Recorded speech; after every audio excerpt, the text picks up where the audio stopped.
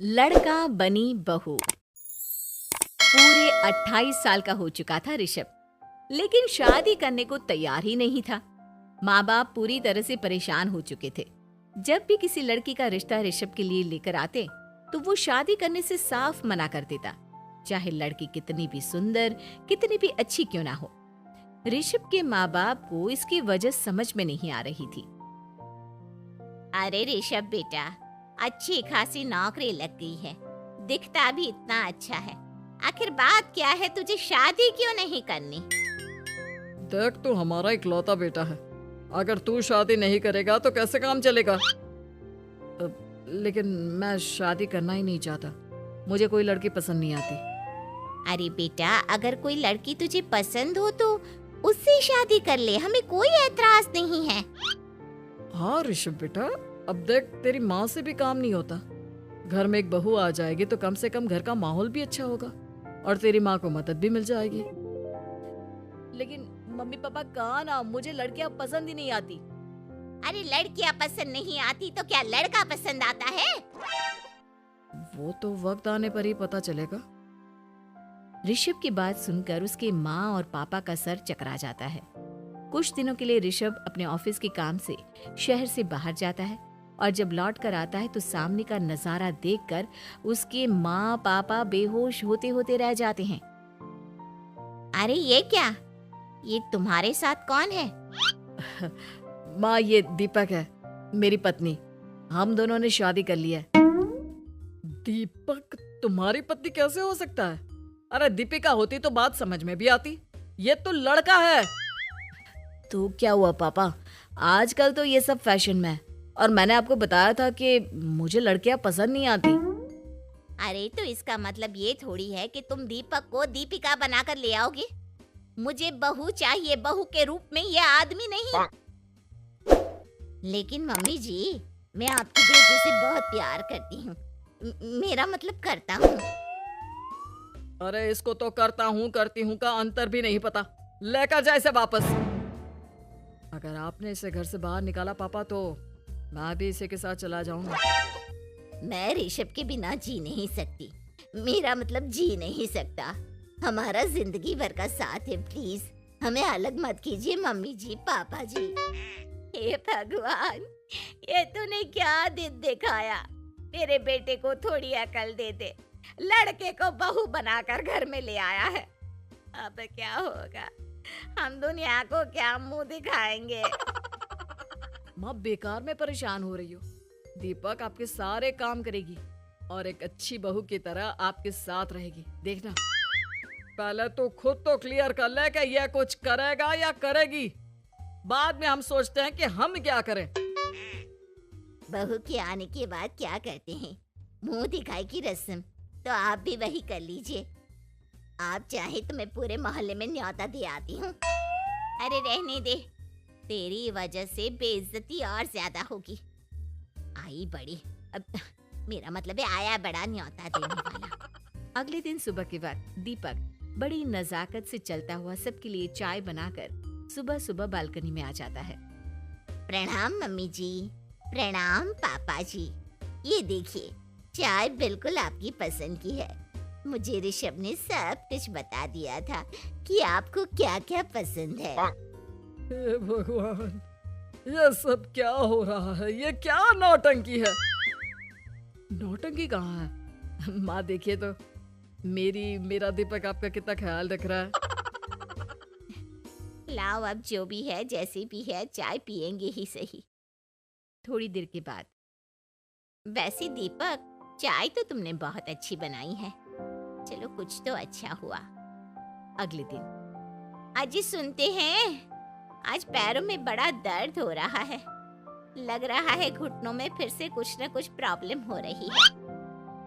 Doctor ने वो दवाई दी थी, उसकी मालिश करो ना अपने घुटनों पर, आराम मिल जाएगा।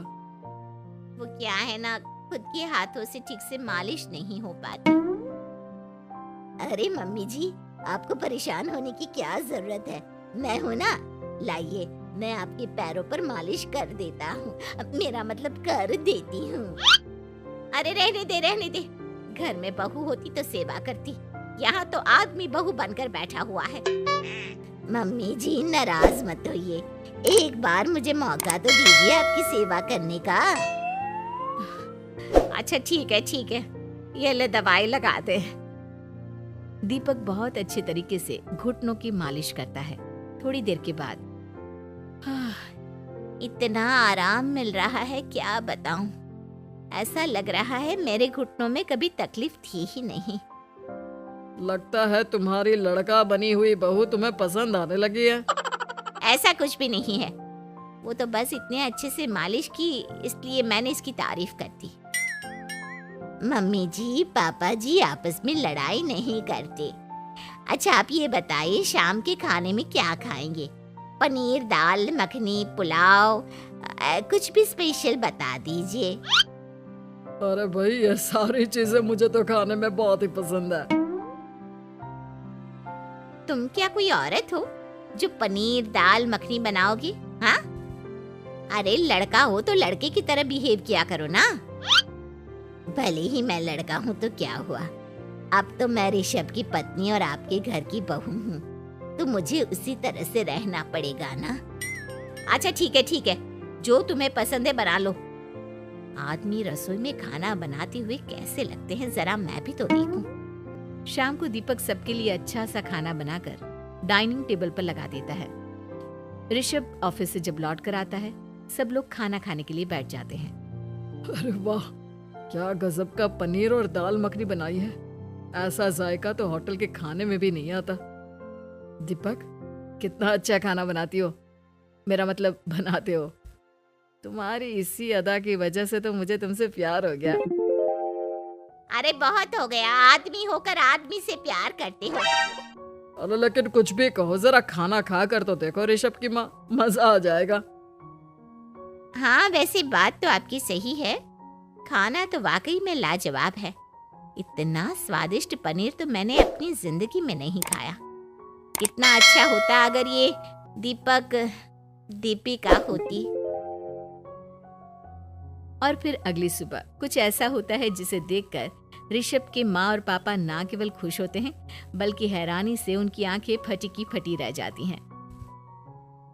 उन्होंने जो नजारा अपनी आंखों के सामने देखा उसे देखकर उन्हें अपने आप पर भरोसा नहीं हुआ। सुबह का वक्त था, सब लोग बालकनी में बैठकर सुबह की चाय का इंतजार कर रहे थे। तभी रसोई में से एक बहुत ही खूबसूरत लड़की जिसके लंबे लंबे बाल थे और जिसने साड़ी पहनी हुई थी, हाथ में चाय की ट्रे लेकर वहां आती है। अरे ये कौन है?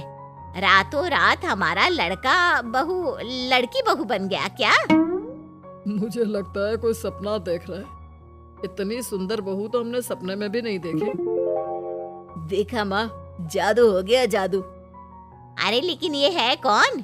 तुम्हारा वो आदमी वाला पत्नी कहाँ चला गया? आपने मुझे पहचाना नहीं? मैं दीपक नहीं दीपिका हूँ। इतने दिन से लड़के के कपड़े पहनकर आपके घर में आपकी बहू बनी हुई थी। माँ ये दीपक नहीं, दरअसल ये दीपिका थी, लेकिन इसे लड़कों की तरह रहने का शौक था और इसे लड़की की तरह रहना मंजूर नहीं था, इसलिए मैं इसे लड़के के रूप में आपकी बहू बनाकर यहाँ ले आया। तो फिर अचानक ये उसका हृदय परिवर्तन और रूप परिवर्तन कैसे हो गया? वो क्या है ना, मुझे बाद में एहसास हुआ कि आप लोग इस बात को लेकर बहुत दुखी हैं कि आपकी बेटी ने एक लड़की के साथ शादी की है, इसलिए मैं अपने असली रूप में वापस आ गई। हमने कोई पुण्य कर्म किए होंगे जो तुम्हारे जैसा, मेरा मतलब तुम्हारे जैसी बहू मिली, इतनी खूबसूरत और इतना ख्याल रखने वाली। भला हो भगवान का कि हमें लड़की बहू मिली है, लड़का बहू नहीं।